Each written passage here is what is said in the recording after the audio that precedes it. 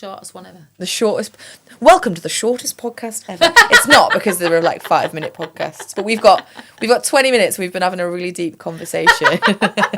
Welcome to Know You Matter. Yeah, well, episode, I don't know, it's like 16 or 17 or something. I would like to talk about the fact, just before we go into what you're going to share, that actually we've had the deepest conversation. One of the biggest things for me about using my voice, or you having this space, using this platform, is that we want to remain the most respectful that we can. Yeah. Of human beings, I think is ultimately what we want, whilst also knowing that we have some strong beliefs and probably some really strong opinions, and also giving each other the space to be able to have those, and remain respectful and loving of each other, and know that that's because of the different experiences that we've had, and it doesn't mean that we don't find it uncomfortable, because even during this conversation there have been moments where I've been like, oh no, sure, I agree. yeah It's fine, but that's the point. But It's that is the point. Actually the point is and you're going to introduce the theory that you absolutely love, and I want to introduce first though an organisation that I love and have not, and I love it because of the concept of it, and I've not even had an opportunity to go and be a part of it. I have just said about the Human Library Organisation. We've actually talked about this before. We have a little bit, haven't we? Yeah. I just want to talk a little bit about it again, because we don't want to come on here and be all political and I don't want to at the minute, because I don't feel I want to get some more knowledge. Can I just be about really things. clear? This is not us saying, oh, I'm not political. Oh, it's no, not that, because everything about being it is. Women and owning businesses, it is all political. Yeah. And it's not that we're not political. It's that both of us have just described that there are lots of things happening in the world and in culture right now. And I'd sort of said, do we owe it to people to come on and talk about this? But neither of us feel like we have a level of knowledge where it wouldn't just be chasing clout and trying to be, on trend or anything like that. And actually, that's disrespectful. And that's why we're not talking about certain things in the podcast right now. It's not because we don't see the need for them to be spoken about. It's that both of us acknowledge that we're not in positions where we know enough. And enough about all of the views. Yeah.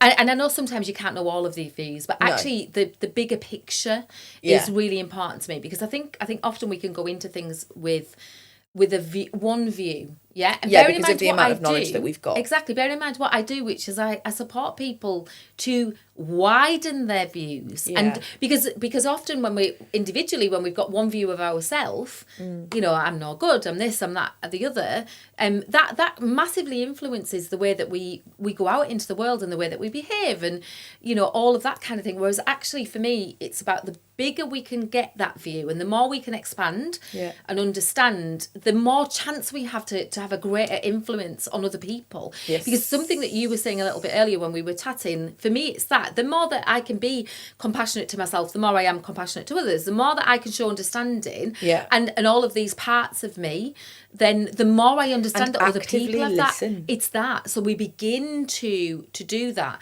And the Human Library Organisation is this place where instead of books, it's people.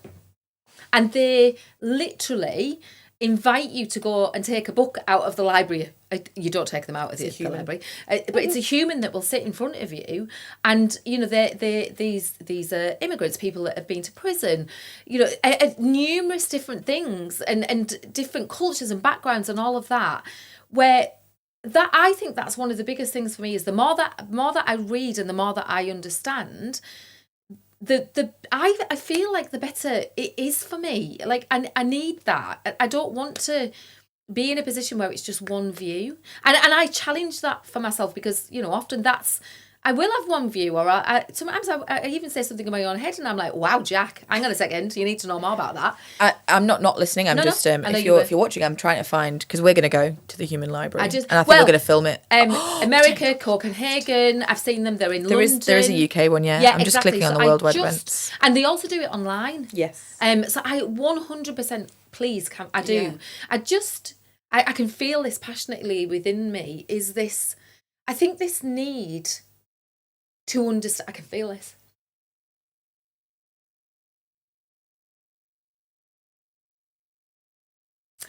It is my own thing. It is the fact that we will we just kind of make people insignificant.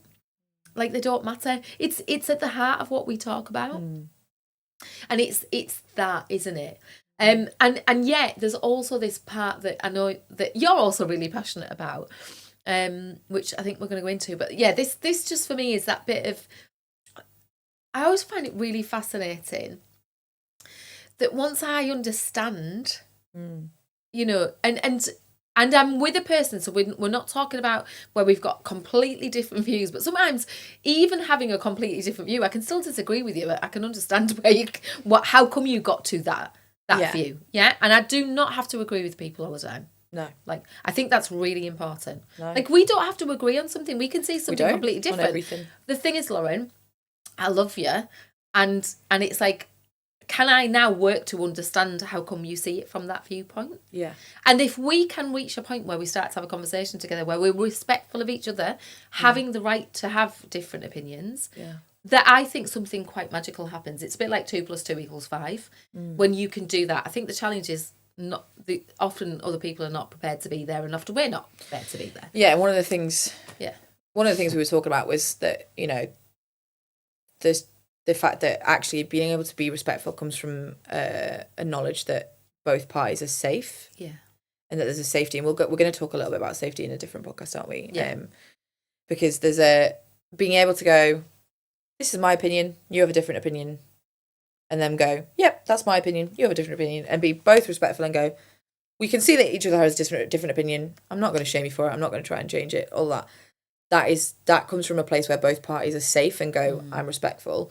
This breaks down when one of the parties is actively oppressive or, you know, all of those things. And that's kind of not where we're... It's not. And just on that bit, when you were talking to me there, all I could see was positive intelligence and where both judges have come in. Yeah. And it's like a judge meets a judge. And if you're not familiar with positive intelligence, this idea that to protect us and for survival, we grew up with this whole system within in us, which is judge and saboteurs. It's trying to protect you from something. It is about protection. It is. Yeah. It is protection. And it's that. And actually, it's when we begin to quieten that and come from a place of compassion and understanding and exploration, you know, curiosity, meaning and purpose, then we can create something beautiful from it. It is that core of what we do, because it's like, sometimes it feels a bit reductive to say it, but it's like, if everyone in the world truly know that they matter and therefore knew that everyone mattered, then there wouldn't have been colonization. There wouldn't be, you know, using societies across the world and exploiting them for their riches and their people, and their like, those things wouldn't be happening, because everybody would turn around and go, oh, I see that person matters and therefore I can't do that to them. And it feels reductive. And I think this is where it's like, I really want to talk about privilege and where I recognise the privilege that we're sat in. Because it's like, I'm not saying, there is no part of me that's going, oh, and we need to ask nicely. No.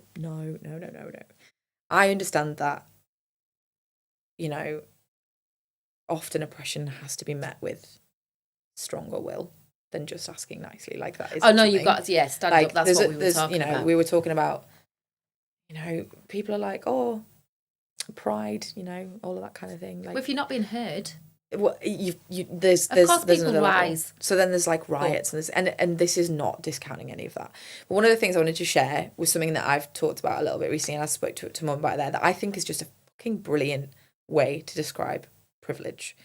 Because one of the things that we were just talking about was, so even for you, Mum, the word privilege, like what does that bring up for you? Like, people with money, people that have more opportunities, and we were acknowledging that because the minute I saw it, that's what I was seeing, people, you know, that can do things that maybe you've got I a maybe butler. don't get the you've got a butler. Dove. I think though we were talking about the fact that actually our experiences and our backgrounds can have an influence on how we see a particular word and how we see meaning around it. So this is where that conversation came from. Because one of the things that I think happens, so I mean, I grew up in a coastal northeastern town. It was working class. We didn't have a lot of money. Struggled a fair amount of times. When I was a baby, like, that was a really hard time. We've been through a huge amount of stuff. We've faced poverty. We've faced a huge amount of things. and I still have privilege. And I think that's the point that this analogy works for, is to go, when somebody says you have privilege, they're not saying you don't struggle. And one of the things that we do is when our immediate thought of privilege is rich people with butlers and chauffeurs and Dove, you know, being able to fly across the world and do all of these kind of things, we automatically go, but we're not that, I'm not privileged, I don't have that. And it's like, okay, hang on, because this analogy works. Someone once told me that no matter what you're carrying, it's like holding a glass of water at arm's length. So I'm going to use my son as an example.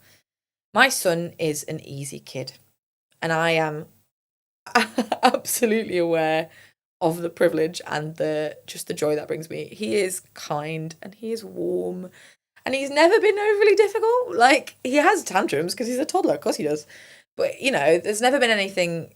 He doesn't have extra needs that I need to care for, you know, and apart from when he was first born, and that was really difficult, we've led a bit of a privileged life. So if you imagine, I view this as holding a small glass of water, and I've got that glass of water at arm's length. Now, the thing with holding a glass of water at arm's length is I can probably hold that for a fair amount of time, but after an amount of time, my arm will begin to shake. My arm will begin to shake, my shoulder will start to hurt, my bicep and my tricep will be on fire, and I will need to put that glass down. I will need to, because even though he's a super easy kid, even if it was a shot glass, holding it at arm's length, after a certain amount of time, that will become something I need to put down. And like I said to you, thank you, because Mum has offered to have him for the night next week. Which means offer. I can't wait. No. Adventures. But that's amazing, right? Because it means that I get to put the glass down, and you get to pick it up for a day, and for you it's only a day, so it doesn't really matter if he wakes up at 5 o'clock in the morning, because it's only one day and all that kind of stuff. And then I'll pick it back up again, and that's what I'm currently carrying. And logistically, my glass will be bigger because maybe it's got my trauma in it, and maybe it's got all of those things in it, and it's got that. So that's what I'm carrying. Now, privilege is, because I am not a person of colour, my glass is smaller. So a person of colour, let's say that we have exactly the same life. They have a kid who's got the same temperament as mine. They've got parents who want to be involved. They're, you know, lucky enough to be running their own business, all of those things. So let's say that logistically, you'd think our glasses were the same. Mm-hmm. Their glass is bigger. Yeah. Because they are carrying the weight of not knowing if they're going to be racially profiled. Mm-hmm. They're carrying the weight of systemic oppression. They're carrying the weight of people viewing them differently because of the way they've been brought up. They're carrying that weight. So even if our lives were exactly the same, their skin colour means that glass that they're carrying is bigger than mine, which means it is heavier, which means it is harder to carry, which means that I get to go, oh yeah, no, I'm feeling this struggle, and I see that my struggle is not as bad as yours. And that doesn't mean I don't get to feel it. It doesn't mean I don't still need to put it down. It doesn't mean that I don't still need support. It doesn't mean that I don't need somebody to come in and carry my glass. It doesn't mean any of those things. But it means that if I have it, I can put my hand under hers and help her carry it for just a moment. Because I have that extra energy, because I'm carrying this, and I know that yours is heavier. So I can give you a little bit of support. Yeah. And there are levels of that, right? Because there are people who are carrying tiny glasses, and like people across the world right now. So I was talking about like the Gazans who are carrying fucking buckets because they can't put it down. So us providing donations and supporting them, and like all of the things that we're doing, you know, writing letters to MPs, going to protests, all of those things, that's us trying to lift those buckets. Yeah. That's what that is.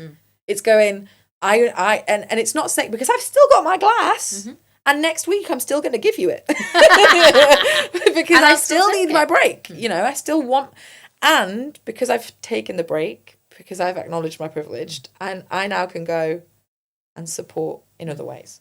So and I'd love this if it's still happening when this gets released. I'm offering portraits in return for donations to the Palestinians, digital portraits.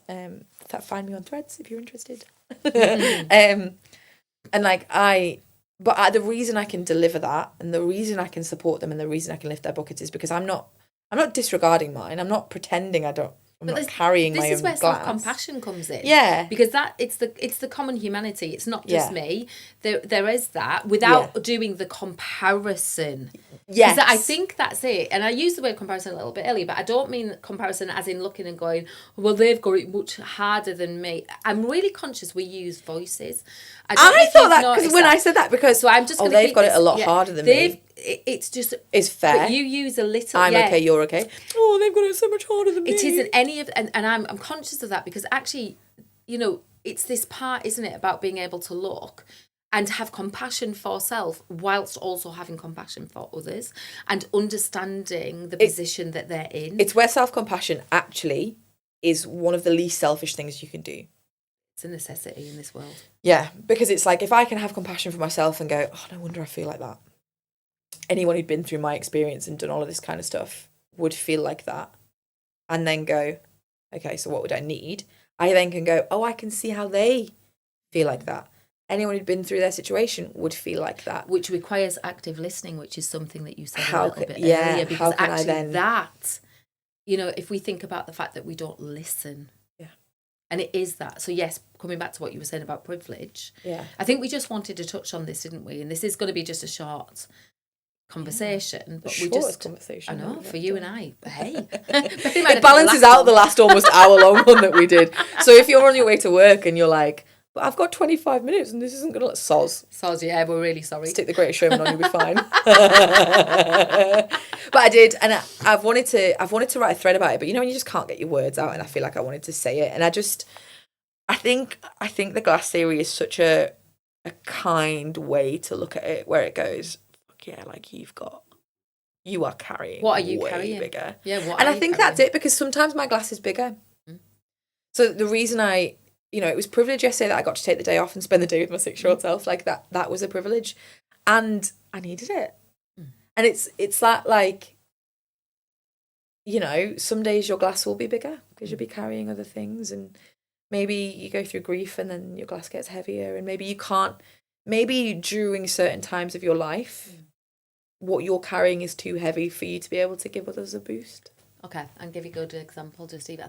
I think from my perspective, I know that the glass that I carry has the fact that I never got to do this with my own mum, and that this is quite cathartic for me to have the opportunity, and also sometimes really tough, bittersweet, to be able to, you know, look and have these conversations with you, and also the rest of the family, because, you know, I realise as a human being that I made mistakes and I got things wrong, and I didn't have as much knowledge as I have now, and there's an opportunity for me to change that, and that's incredibly hopeful. And how freeing would that have been if you'd had that conversation with your own mum? There's that bit of me that, you know, can really understand from her perspective where she came from, and also carry the hurt.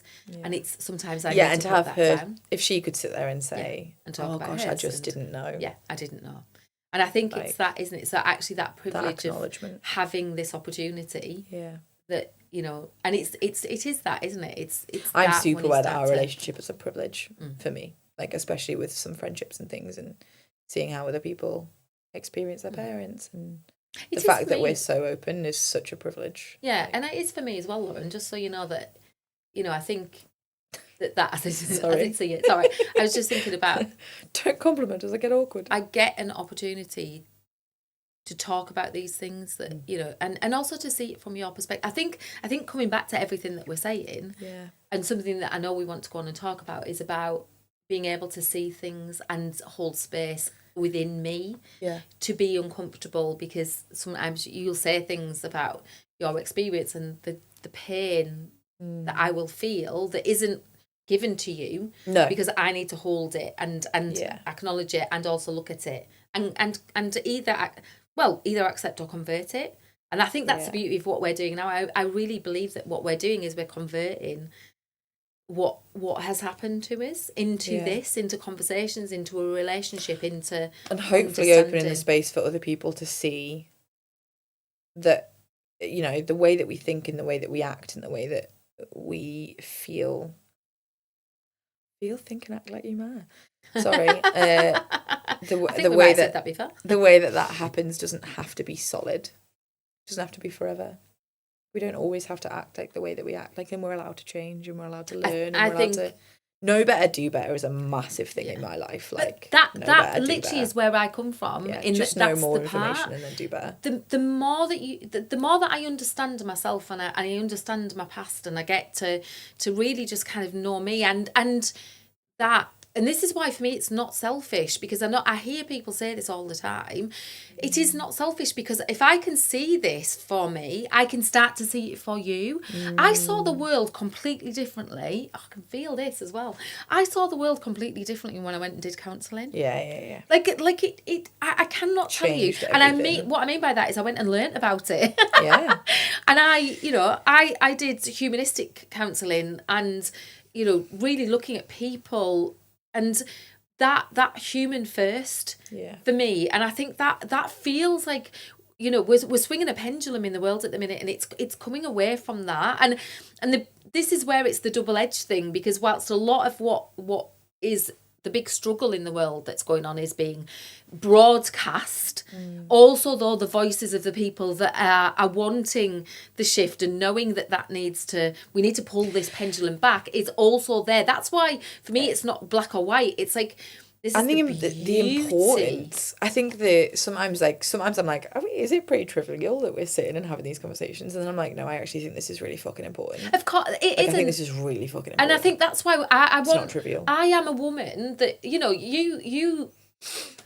I have admired your ability to talk about things for a very long time, because I think growing up in the generations that I did, I've not done that. I've done it in places where I felt safe. Have I done it enough? Have I spoken about what matters to me and how I feel about these things? And I don't know that. I would say no. It's not that I don't know. No, I haven't.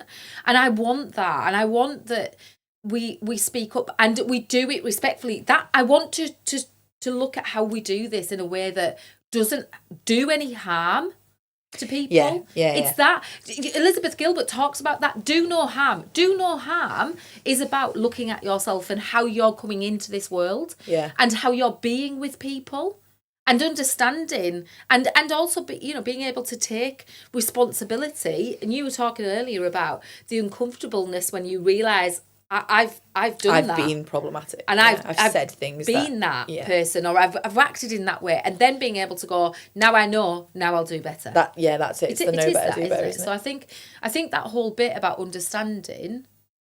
Yeah. Even today, being able to talk about, maybe how my view of privilege. I mean, I understood what you were saying. It wasn't that, but I just found it was really interesting that my brain went. But I know that we've had conversations before about particular words, and I have a different meaning of it, and a different way of seeing it, and I know that that's because of my experiences. It's a really lovely, just little thing. So obviously, talking about how I behaved with my son when he bit me. And then like the 6-year-old self thing, if I hadn't been kind to myself during the day and given myself the space to feel and be upset and allow that to move through me, I would not have been able to be regulated when I spoke to him. So if you're a parent who can't do that and you do snap, like, first of all, there is no fucking judgment. No. But it's like, just perhaps there's a space to take a step back and go, what's going on underneath for me? Like, what if we, I saw a woman talking about her badly behaved 18-month-old, and I was just like, oh, like, 18, you can't be badly behaved at 18 months old. You're barely a human. You're just behaving. Like, you're just existing. So actually, I would come back and go, what's underneath that? Like, what are you afraid of? And I want to ask that really kindly. Like, I want to be like, my love. Like, oh, my love, like, you know what I mean? Like, it's like, tell me. What's happening? Yeah, what does it feel like when that happens? What does it feel like for you? I know that for me. It's that, isn't it? It is that. And again, this is, I know that it's, to have this opportunity even just to reflect, the Western world, a lot of people don't have that opportunity. Right. And we do have that. And, to reflect on how I feel in certain situations, the fact that I can be in a similar situation but behave completely differently, well, then that shows the common denominator is me. Yeah. It's me. Am I the problem? I'm the drama. I love we bring everything in these. Hey, am I the drama? Hi, I'm the problem, it's me. I don't even know. Anyway. What do we want? What would we love people to do today? I would genuinely love to hear people's thoughts on the privilege analogy and whether you think it's I want to know, do you think it's, because I would like to learn. So if you think there's a bit missing, or you think it's good, or you think that there's more that I could learn, I honestly would love to learn more. And also, has it made you think? Has anything that we've talked about and the idea of just respectful disagreement, which we'll come back to in a bigger episode where we actually have time to think about it. Yeah. But we just wanted to, we were just having a really deep conversation and we wanted to share that with you. So it's been short and sweet, 25 minutes. Look at us. And that's not short. We shall. 25 minutes less than a normal one would do. But yeah, it is short for us. It's not, because we said they were going to be 30 minutes long and the minimum 45 every time. Anyway. Sorry. Sorry. Catch you next week. Yeah, just take care. Yes. Actually, that's a really good one. Take care. And know you matter. Bye. See ya.